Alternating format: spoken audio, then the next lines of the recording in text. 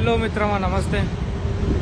ఈరోజు independence day జరుపుకునే ప్రతి ఒక్కరూ ఒక్కసారి కోల్కతాలో ఏం జరిగిందో తెలుసుకుంటే మంచిదని అనుకుంటా. జరిగిన విషయం తెలిస్తే ఏ ఒక్కడు ఈరోజు జెండా ఎగరేసి సెలబ్రేట్ చేసుకోడు. అట్లాంటి విషయం అన్నమాట. ఏదో ఒక రోజు నీ ఇంటి దాకా వస్తేనే సమస్య కాదు. ఈ సమస్యని ఇప్పటి వరకు బయటి మీడియాలు ప్రచారం కూడా చేస్తలేవు కనీసం. అట్లాంటి దుర్భరమైన పరిస్థితి అన్నమాట. ప్రజాస్వామ్య దేశం నుండి ప్రజలను పట్టించుకున్న నాదుడే లేడు ఈడ. వీళ్ళకి ఓట్లు తప్ప వాళ్ళ సమస్యలు అవసరం లేదు, ఏం జరుగుతుందో అవసరం లేదు. అట్లుంది పరిస్థితి. మరి ఏం చేయమంటారు?